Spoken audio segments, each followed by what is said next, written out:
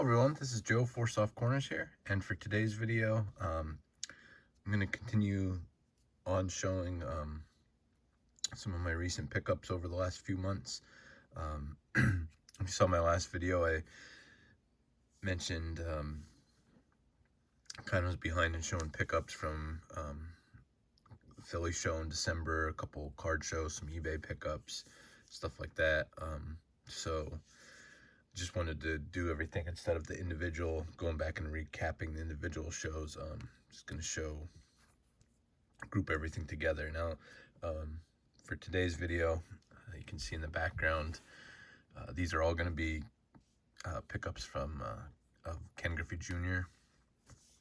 I don't know if I've shown this recently, but just that is the piece I commissioned from Scott at Reindeer Studios that he handed to me at the National. Here's the Stan Musial will go with it. But we'll just have the kit up in the background for this one. So love that. But on the pickups, these actually all did come from one show. So I mean, speak a little bit of the individual experience. These were all from the Philly show in December. I did not make it to this most recent one in the beginning of March. Yeah, we'll just get right into it. I'll discuss later. There was a card I traded for some, and then these all came together in one lot. There'll be 6 cards here. So we'll start off just some really cool base cards that they just don't make like they do anymore, or don't make them like this anymore. This is from 1998, gold label. This seller, I believe, collected Griffey himself, and he had like 2 or 3 3-row boxes of just base cards and inserts and stuff that he said he bought a bulk lot, or like a large collection from someone, basically for like 2 or 3 cards that he needed for himself, and then was just selling all the stuff he had doubles of and stuff like that. So that's what these all came from. These, like I said, 6 cards here.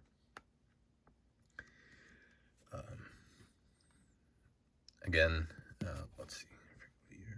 This is 99 Skybox EX Century. Just the acetate, the hollow foil on the name and the logo, and then let's see, you might be able to see just like the layering.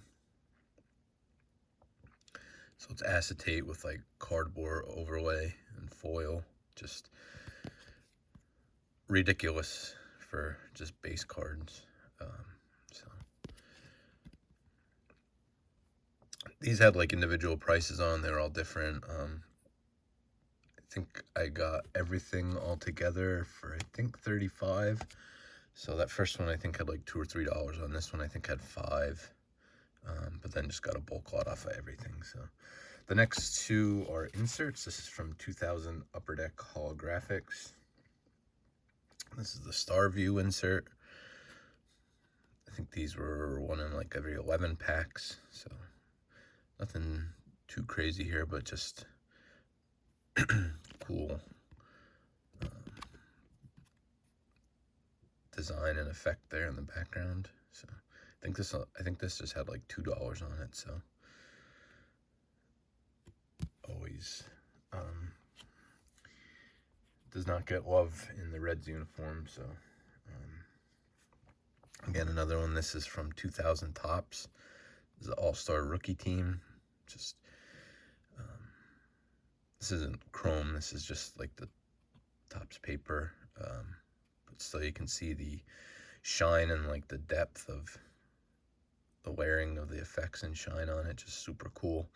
These are actually one in like 36 packs, I believe. So I guess like a box hit. So super easy. I think there's either 10 or 12 names in the checklist. So, but again, always kind of just get a Reds discount for Griffey stuff, which I'm fine with. Cool card there. The next 2, again, inserts. This first one, kind of a old school insert, all the way back from 1994, and for not having like a whole lot of, I don't know what to say, like a whole lot of, you know, crazy shine or etching or any of that stuff. Like, it's just always love this insert set. Again, this is 94 Ultra. This is the Home Run Kings. They did the RBI Kings. I think there was a Strikeout Kings, but now I'm questioning myself. But again, these were 136 packs, so I believe Ultra was 36 packs also yet then. So, but just super cool with, I mean, you can see the foil on the back, like with the neon player back there, and just black behind that, and just the silhouette. Just always love these, and again, just one per box, so 12 in the set, so not super easy to get. I mean, you're looking at probably a case to just on average hit your player, so always love those ones. Put some of these up in the background. Next, this is from, I believe this is 90, yeah, because they didn't have inserts the first year. This is 99 Topps Tech. That last one, I believe, was marked at $10, and this one I think had 20 on. So 10, 20, 30, 35, 40. I think I was looking like somewhere between $45, $50 on sticker, and he gave them to me for 35, so I was happy enough with that. Again, these are from 99 Topps Tech, and this is the Technicians insert. Whole product on acetate, but just cool shine on it, and just love the design, just very 90s. You can see youngest player to ever hit 350 home runs. So like I said, was nothing huge in these ones, but just some great looking cards, and was happy with the price at which I got them. So next, I'll get on to the two bigger pickups, and I'm not going to try and not speak like a long length of the Philly show, because I'll kind of just break it down for each experience. Again, this was in December, but I went in with some stuff to sell. I'll probably talk about that in another video, because some of the stuff I picked up or just funds that I have going forward are a result of some of the other stuff I sold. But these two cards here were a result of a trade. So as many of you know, I have this card here, so I'll just kind of show it as I'm talking.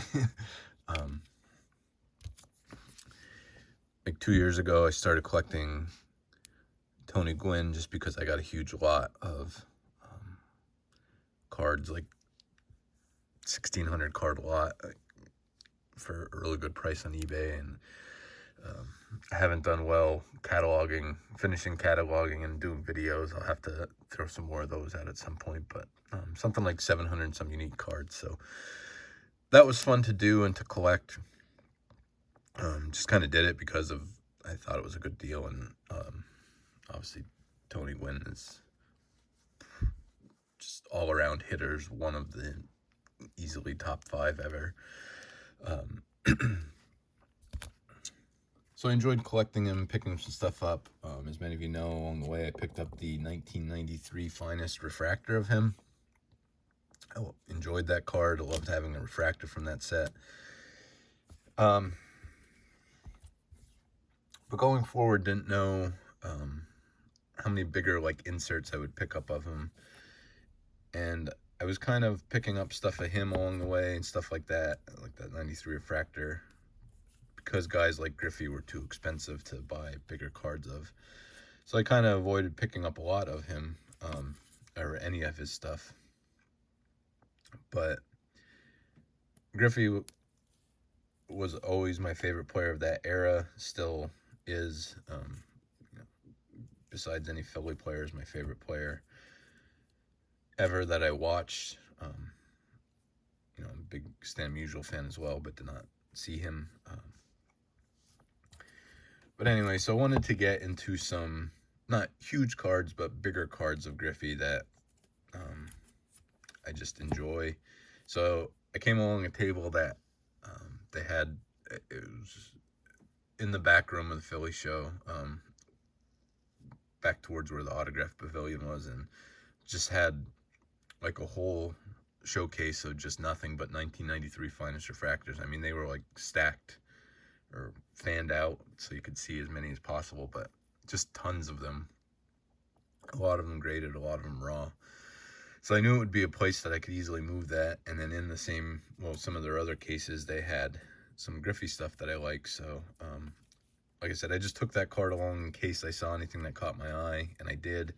So I made the trade. I definitely missed that. I want to pick up at least a 1993 finest refractor of someone, because I don't have any more in my set, in my collection. But collecting Phillies players, there's some somewhat easy. I mean, Schilling is probably the big one. John Kruk's kind of like a fan favorite, so his probably go for a lot. But there's guys like Dalton and Tommy Green and some guys like that that I can get an example of at some point. But anyway, I know I'm never going to own a Griffey from that set. But just, like, again, saw some cool cards that I ended up trading the Gwyn for these two together. So I was happy with it. And kind of the way and I'm going on here, I'll finish it up soon, but kind of the way a lot of my pickups, just because I know I'm going to change my mind some things, so I didn't necessarily like need these cards graded. I'm going to say they're both graded, they're both PSA 9s, but I knew if I ever do change my mind, or kind of like I did with that card, kind of like I take my Griffey autograph I have with me to every show, just in case I see something I want to upgrade into. I want to be able to trade stuff into cards that I want, or sell to buy more cards I want. So I like the fact that these were both graded and both PSA 9s, because it'll be easier to move in the future. So anyway, without further ado, first we will show the 1997 Bowman's Best Refractor. This is the actual refractor from the set, not the preview. But you know, as you get on to 98, 99, then they start being numbered. But like I said, saw a couple cards, including this one in the showcase, and just the prices lined up, and just decided to make the deal. So super happy to have this one. His Bowman Best Refractors from the 90s. I'm going to give a shout out here to Brian from High Pop Professor. He does a great job showcasing not only his Maddox collection and runs of these, but other players, and just so much knowledge he has of these sets and stuff. And so kind of maybe partially influenced me to really just go in and pick up some cards from these classic refractor sets of Griffey, just because, like I said, being my favorite player I grew up watching. So super pumped to have that one. And then lastly, this is one of my favorite refractors of all time. This set, this is from 1998 Finest, and you know, I've heard lots of people explain it, but so in 1998 Finest, they had every card in the set had most every card in the set had the peel protective film on it, but then they did have cards that came out of the pack without the protector on. Those came like every one in every 2 packs, I think. And then they had refractor versions of that, which you could tell the difference because the back also had a refractive finish on it. So if somebody couldn't just peel the film off of a refractor and say it was the no protector pack pulled one, because the back give it away. But the regular refractors were 1 in every 12 packs, and I believe these were 1 in every 24. So now I will say I've gone back and forth for what I think. I think it is beginning to show a bit of greening, hulking. In his face, you can kind of tell. But kind of just goes with the refractor finish and color scheme of the card with the Mariners. So I don't think it really detracts from it. But again, just love these. Love the refractor on the front, and then I think almost more than that, I actually love the back of these. Just the front has kind of like this stippling, I guess you call it. Like, so not a ton of etching on these, but you have that effect. But I kind of just like the more flat, straight across refractor effect on the back. Just the way that's done. So again, at first kind of hesitated if I wanted to talk about trading that card, because I'm sure there'll be some that think it was not a great idea. But I said I just, for so long, I put off picking up any bigger cards of Griffey just because of the cost of it. But I saw it as an opportunity to turn what I had into some cards that I wanted of him. And I said this is this set, the No Protector Refractors, is one of my favorite of all time. So really happy to have the Griffey of it. So that's it. That is the Griffey segment of my last couple months of pickups. Let me know in the comments what your favorites were, if you think that was a good trade. Yeah, thank you for watching. I'll see you next time. And just remember, any card can be a great looking card. It has 4 soft corners. Thank you.